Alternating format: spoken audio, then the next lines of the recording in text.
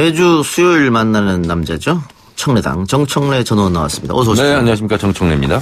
예, 평소보다 한 2시간 일찍 만나는데. 아, 그렇게 됐군요. 네. 네. 일찍 시작하고 일찍 끝내죠. 해가 중천에 떠 있는데, 윤중천 씨가 예. 체포됐다는 얘기가 있던데. 예. 그 준비된 멘트입니까? 그냥 나왔습니다. 그 52시간이 도입됐기 때문에 네. 저희도 거기 발맞춰서 일찍 하자 이렇게 해서 땡겼습니다. 그렇군요. 뭐. 예. 출연료도 좀 올려주시고 이렇게. 그건 아니고요. 아닙니까? 예. 네. 예. 자, 저희가 오프닝에서 소개를 해드렸는데요. 김경수 지사 보석이 허가돼 불구속 상태로 재판을 받게 됐습니다. 민주당은 현명한 판단이라고 정의 내린 반면 한국당과 바른미래당은 대국민 사법 포기 선언 어불성설 결정이다. 이렇게 엇갈린 반응이던데요. 우선 김경수 지사 보석 석방을 축하드리고요. 예. 말끔하게 이발까지 했더군요. 예. 서울구치도 안 가보셨죠? 예, 안 가봤습니다. 저는 2번이나 갔었거든요. 예. 거기 이발소가 있습니다. 그래서 말끔하게 이발을 하고 나왔는데 어차피 1심 재판이 뭐뭐로 보인다. 이것이 뭐 70번 이렇게 나올 정도로 예. 심증에 의한 재판이었고 그래서 제가 일찍이 궁예 관시법 재판이었다. 예. 그래서 무리한 법정 구속이었는데 2심의 차문호 판사 같은 경우는 재판에 임하면서 본인의 입장을 길게 한번 써서 예. 밝힌 적이 있거든요. 예. 그걸 보면서 어쩌면 보석을 허가할 수 있겠다 이렇게 예상을 제가 했었고요. 그래서 저는 사필 규정이다 이렇게 생각을 예. 합니다. 또 최근 재판 내용을 보면 드루킹 수첩 내용이 새롭게 나왔어요. 그렇죠. 김경수를 끌어들여야 형량이 줄어든다. 김경수를 엮어야 형량이 줄어든다. 뭐 이런 게 또 나와서 대체적으로 드루킹의 전략 전술에 의해서 김경수 지사가 좀 억울하게 예. 덤태기를 쓴 그런 경향이 없지 않아 있는데 제 순서 다음에 서기호 판사 나옵니까? 예, 맞습니다. 서기호 판사는 절대로 보석으로 못 나올 것이다. 이렇게 예측을 했었죠. 예. 그분 출연자 교체를 해야 되는 거 아닙니까? 예상을 못 맞췄어요. 예. 예상이 틀렸어요. 서기호 예. 판사. 그래서 이따가 판사 오면요. 보석 결정 이후 2심 전망 또 왜 못 맞췄는지 한번 물어보고요. 이명박 전 대통령에 대한 보석 결정, 김경수 지사에 대한 보석 결정. 그런데 박근혜 전 대통령은 보석이 안 되고 1심이 확정됐기 때문에 보석이 어렵고 박근혜 전 대통령은 이미 다른 건으로 확정 판결을 받았지 그렇죠. 않습니까? 예. 총선 개입. 예. 그래서 그걸로 지금 형을 살고 있는 거예요. 예. 근데 황교안 대표는 빨리 석방하라고 그러는데 아니 형이 확정됐는데 아무런 조건도 없이 무슨 특사도 아니고 예. 석방하라고 하는 것 자체가 이분이 법조인이었나? 이렇게 좀 의심이 갈 정도예요. 예. 그래서 법적으로 보석은 안 되고 다만 유영아 변호사가 형 집행 정지를 신청했습니다. 건강 문제도 있고 국론 분열을 막고 국민 통합을 위해서 형 집행 정지가 필요하다 이렇게 얘기했는데 어떻게 생각하십니까? 누구나 많이는 법 앞에 평등해야 되지 않습니까? 누구든 징역 2년, 3년, 5년 이렇게 받으면 살아야 되는 거예요. 근데 대통령이라고 해서 오히려 그걸 풀어주는 것 자체가 국론 분열이죠. 사법 정의를 훼손하는 거죠. 예. 그래서 그것은 말이 안 되는 예. 일이죠. 그 정 의원도 이야기했습니다만 황교안 대표가 법률가 출신인데 이게 지금 석방되는 거 어렵다는 거 알 텐데 이렇게 이야기한 것은 결국은 박근혜 전 대통령이 석방이 되어야지 내년 총선에 자유한국당이 도움이 된다 이렇게 판단했을까요? 그러니까 전당대회 직전에 유영아 변호사가 황교안은 아니다. 친박이 아니다라는 식으로 계속 얘기했지 않습니까? 예. 그러니까 본인한테 이제 좋으라고 하는 얘기죠. 그래서 친박 세력이 아무래도 있으니까 이렇게 쉴드를 침으로써 본인 지지율을 높이려고 하는 그런 꼼수다 이렇게 생각합니다. 예. 민주당 얘기해보죠. 민주당 안에서 지금 전재수 부산시당이 주장하고 있는 것 같은데 조국 민정수석이 부산에 나와야 된다 총선에. 부산 지역에 있는 출마 예정자들은 오래전부터 조국 민정수석이 출마했으면 좋겠다 이렇게 희망을 비춰왔어요. 왜 그렇죠? 그것을 공개적으로 이제 전재수 부산시당위원장이 밝힌 건데 왜 그러냐면 부산 지역의 민주당 지지율이 좀 많이 빠졌답니다. 그렇다면 조국 수석 같은 언론의 스포트라이트를 받을 수 있는 이런 사람이 출마를 함으로써 다른 지역 후보들에게도 크나큰 도움이 되겠죠. 그런 차원에서 조국 민정수석 총선 차출로는 앞으로 총선 때까지 계속 나올 것 같습니다. 예. 아니 근데 일단은 조국 수석 본인은 나간다는 얘기를 한 적도 없고 계속 안 나간다고 했잖아요. 이제 이런 걸 기대하는 거죠. 제가 봤을 때도 조국 수석은 안 나가고 싶을 거예요. 다시 이제 학교로 돌아가고 싶은데 문재인 대통령도 계속 안 나온다고 그랬었거든요. 예. 근데 어쨌든 시대와 국민의 소환에 응한 거죠. 그런 면을 기대하고 조국 민정수석 총선 출마를 원하는 분들은 계속 조국 수석 차출론을 예. 얘기하겠죠. 그런데 어쨌든 조국 수석의 인사 검증 문제 뭐 이런 것 때문에 그 처음 민정수석 될 때보다는 조금 인기가 떨어진 거 아니에요?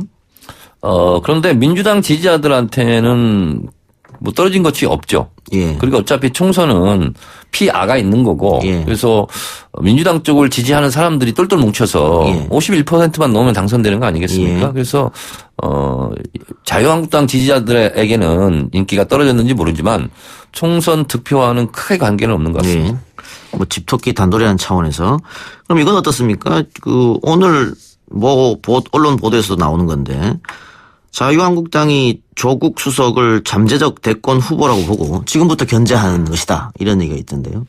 아니 뭐 누구든지 대권 후보가 될 수도 있고 더군다나 잠재적 대권 후보는 이 작가도 될 수 있어요. 아이고 예 알겠습니다. 자 지난주에 잠깐 이야기했던 정계 개편 네. 한번 해봅시다. 어제 바른미래당과 민주평화당 의원들 간에 만찬 회동이 있었던 것 같아요. 결국은 호남 출신 의원들끼리 다시 한번 뭉쳐보자. 그래서 제3의 지대를 만들어보자. 이 얘기인 것 같은데요. 제가 장담컨대 총선이 임박하면 할수록 1, 2번 당으로 구심력이 작동하고 예. 3, 4번 당으로는 나가면 이거 안 되는 거 아니야? 그래서 원심력이 작동해요. 이탈, 예. 탈당 이런 움직임. 그래서 제가 봤을 때는 바른미래당이나 민주평화당 간판으로 총선에 나가려고 하는 당 소속 의원들이 있을까 저는 그런 생각이 들어요. 그렇다 보면 결국은 바른미래당 출신 국회의원들은 자유한국당으로 가서 2번으로 선거를 치르고 싶고 예. 민주평화당 국회의원들은 민주당으로 복귀해서 1번으로 치르고 싶겠죠. 예. 근데 이제 못 들어온 사람도 있지 않습니까? 손금주나 이용호 의원처럼 입당이 민주당 불어대는 것처럼 예. 자유한국당으로도 입당이 불어대는 의원들이 있겠죠. 예. 그렇다 보면 그분들이 총선 때마다 나오는 게 뭐예요? 제3지대 해체 모여. 예. 이렇게 되는 거죠. 그래서 1번 더불어민주당, 2번 자유한국당, 3번 제3지대 해체 모여. 예. 여기저기서 모인 사람들. 예. 그리고 4번 정의당. 이렇게 선거를 저는 치를 것으로 예상을 하고 있어요. 근데 여기서 이제 제가 계속 얘기하는 거지만 기호 전쟁이 벌어집니다. 예. 1번이냐 2번이냐. 지금 민주당과 자유한국당이 14석 차이거든요. 예. 근데 만약에 바른미래당이 15명이 되고 자유한국당으로 입당을 한다. 그럼 자유한국당이 1번이 되는 거예요. 민주당이 전에. 2번이 되고 예. 총선 때. 예. 그러면 1번과 2번 차이는 굉장히 큰 거거든요. 예. 특히 그리고 정부 여당은 지금까지 1번으로 선거를 치러온 경향이 있지 않았습니까? 예. 그렇게 본다면 민주당도 그대로 있을 수는 없겠죠. 그래서 총선이 임박해서는 기호 전쟁을 할 것 같다. 예. 라는 게 예측입니다. 예. 그 민주평화당이 이렇게 제3지대를 만들어 보자라고 선도적으로 주장하는 거 얼마 전에 치러진 보궐선거에서 민주당을 이겼단 말이죠. 호남 지역에서. 그런 자신감이 작용한 건 아닐까요? 전혀 정반대죠. 예. 지금 전체적으로 당 지지율이 민주평화당이 정의당보다 바른미래당보다 밑에 있지 않습니까? 예, 예. 수치로 얘기하면 또 안 된다고 그러니까 어쨌든 굉장히 낮아요. 예. 그 당 지지율을 가지고 누가 다 가고 싶겠습니까? 그러니까 민주당은 다 오고 싶겠죠. 예. 그런데 현실적으로 민주당에서 받아들이지 않는다면. 받아들이기가 어려운 분위기입니다. 예. 지금. 특히 이제 민주당은 어제 공천룰을 확정했지 않습니까? 권리당원 50% 그리고 일반 국민 안심번호로 50% 그렇게 되는데 이분들이 국민의당으로 당선될 때 낙선한 원외 지역위원장들 있잖아요. 예. 이제 4년 동안 표밭을 갈고 닦았는데 예. 그분들이 와서 낼름 예. 이게 가져가면 안 되잖아요. 예. 그리고 그것은 민주정당으로서 맞지도 않고요. 그래서 국민의당으로 민주당을 탈당해서 국회의원 당선된 분들은 그냥 그 당으로 그냥 나가는 게 맞죠. 예. 그 손학규 대표는 어떻습니까? 추석 때까지 10% 지지율을 올리지 못한다면 그만두겠다. 10% 지지율이면 원내 교섭단체에서 꼴찌예요. 예. 3등. 그러니까 내가 1등으로 올릴 테니까 그때까지 기다려라. 이건 좀 말이 되지만 원내 교섭단체의 꼴찌 지지율을 목표로 거는 것은 목표 자체가 아니죠. 그리고 손학규 대표가 4.3 보궐선거 직후에 어떤 말을 했냐면 비문장을 얘기했어요. 선거에서는 졌지만 바른미래당에 대한 국민적 지지가 크다. 예. 말이 안 맞잖아요. 선거에서 졌으면 국민적 기대가 적은 거죠. 그럼 어떻게 선거 패배에 대한 책임을 져야 된다고 보세요? 제가 봤을 때는 지든 아니든 크게 뭐 변수가 될 것 같지는 않아요. 예. 그 민주평화당 출신 사람들은 그 손학규 대표를 또 삼지대에 끌어들이고 싶어 할 텐데. 이런 거겠죠. 어떻게든 그러면 기호 3번은 다른 거 아니겠습니까? 예. 그러면 정당 득표율로 비례대표는 몇 석 얻을 수 있겠죠. 그러면 손학규 대표가 솔직히 말해서 지역구에 나가서 어디든 당선될 가능성이 좀 희박하지 않겠어요. 예. 그러면 비례대표로 국회에 진출하는 것을 보장하고 예. 그리고 3번으로 어쨌든 지역구에 도전하자. 예. 어쨌든 1번 당, 2번 당에서 공천을 못 받으면 그렇게 하는 여의도의 어떤 꼼수 셈법 이런 것이 지금 작동하고 있지 않나 그런 생각이 들어서 손학규 대표를 제3지대에서 옹립하려고 하는 예. 분위기가 있지 않을까 이런 생각이 듭니다. 자, 그러면은 바른미래당의 호남 출신 의원들은 제3신당, 제3지대 이야기하고 있고. 일단 민주당으로 노크를 했다가 예. 안 되면 이제 제3지대 당으로 예. 뭔 이름을 붙여 나갈지 모르지만 그렇게 나가겠죠. 그럼 바른당 출신들은 자유한국당으로 들어가고 가고 싶어 싶겠죠. 하고. 네. 그럼 바른미래당 결국은 없어집니까? 어떻게 됩니까? 제가 봤을 때는 뭐 미안한 얘기지만 예. 총선 이후에 존속할 수 있을까? 총선 전에 존속할 수 있을까? 이런 생각이 드는데요. 예. 민주평화당도 마찬가지일 것 같고. 예. 반기문 총재는 어떻게 다시 정두원 의원식으로 표현하면 쓰러진 고목나무에서 이파리가 필 리가 있냐 뭐 이런 얘기를 하는데요. 그러면 제3정당이 만들어지더라도 총선에서 어떤 큰 영향은 없을 것이다. 제가 한국 정당사를 살펴봤을 때 예. 제3지대 당으로 성공한 사례가 딱 두 번 있었습니다. 한 번이 정주영 전 현대명예회장 통일국민당 예. 31석 그리고 안철수의 국민의당이 이제 제3지대 제3당으로 이제 성공을 했다면 한 건데 원내 교섭단체를 구성했으니까. 근데 그 두 사람이 대선 주자였을 때 가능한 거거든요. 예. 근데 안철수 전 대표 같은 경우 지금 뭐 대선 주자 이게 못 끼잖아요, 솔직히. 그리고 예. 그다지 가능성이 없어 보이고. 예. 그래서 대선 주자 같은 유력한 주자가 리더가 있어야 당이 성립할 수 있는데 그런 면에서 봤을 때 저는 불투명하다. 제3지대 당은 이렇게 예. 봐요. 알겠습니다. 자, 북한 얘기하면서 마칩시다. 우리가 지난주죠. 한미 정상회담 하기 하루 전날 정청래 의원하고 이야기를 했었는데 좋은 성과가 있을 것이다 이렇게 말씀하셨고 갔다 오고 나서 야당은 빈손회담이다. 뭐하러 갔냐 이렇게 비판하더라고요. 저는 한마디로 말하면 김정은 위원장의 시정연설도 제가 분석을 해보고 예. 한미 정상회담을 합쳐서 토탈 계산해봤을 때 잘해보자는 얘기거든요. 예. 그리고 문재인 대통령이 폼페이오 볼턴을 앞에 만난 것은 보좌관들은 빠져라. 톱다운 방식으로 하겠다. 그래서 톱다운 방식을 계속 유지시킨 것. 그것이 굉장히 성공적이고. 그리고 트럼프 대통령은 계속 얘기하지 않습니까? 김정은 위원장과 좋은 사이라고. 3차 북미 정상회담이 열릴 가능성이 높고. 김정은 위원장이 이런 말을 했어요. 북한과 미국은 적대적이지만 김정은 나와 트럼프는 좋은 관계다. 이렇게 얘기했어요. 예. 이것이 굉장히 시사한 바가 크다. 예. 그래서 조만간 남북 정상회담, 북미 정상회담이 올 상반기에 열릴 수도 있겠다 이렇게 전망을 해봅니다. 아직 기대를 하고 있다. 네. 일각에서 이런 얘기도 있더라고요. 그 한미 정상회담에서 분명히 트럼프로부터 우리 대통령이 뭔가를 받았는데 북한에 또 다시 한번 제의를 해야 되기 때문에 지금 시점에서 공개를 못한다. 공개를 못하는 거죠. 그런 얘기 있더라고요. 그렇게 예를 보십니까? 들면 4.27 판문점 선언 때 예. 김정은의 메시지가 있었어요. 근데 그걸 공개 못하고 나중에 공개했죠. 그게 뭐였냐면 내가 시간을 끌거나 다른 방법을 쓰면 미국의 압력에 우리가 견딜 수 있겠냐. 난 진짜 확실하게 비핵화를 하겠다. 이 말을 문재인 대통령은 다 했고 문재인 대통령이 이것을 트럼프 대통령한테 메시지를 전해준 거 아니겠습니까? 예. 근데 그것은 계속 기자들이 물었어요. 예. 비공개 메시지가 있냐.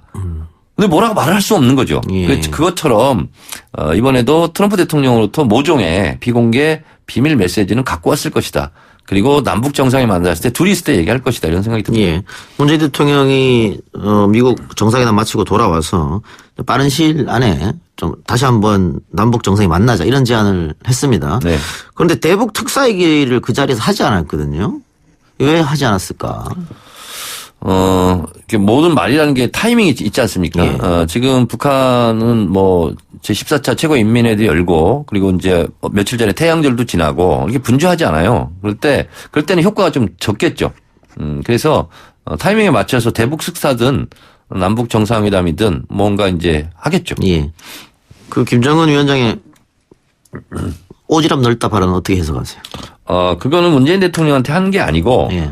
문재인 대통령이 오지랖 넓다 이렇게 한 게 아니라 오지랖 넓은 중재자나 뭐 촉진자 역할을 하지 말고 당사자로 나서라. 그래서 오지랖 넓은이 수식하는 것은 중재자 그리고 촉진자 이런 부분이지 문재인 대통령을 직접 비판한 것은 아니에요. 예. 그러면은 당사자로 나서라는 얘기는 뭐 오이사 조치 같은 거 해제해라 이 말이며? 핵심은 이겁니다.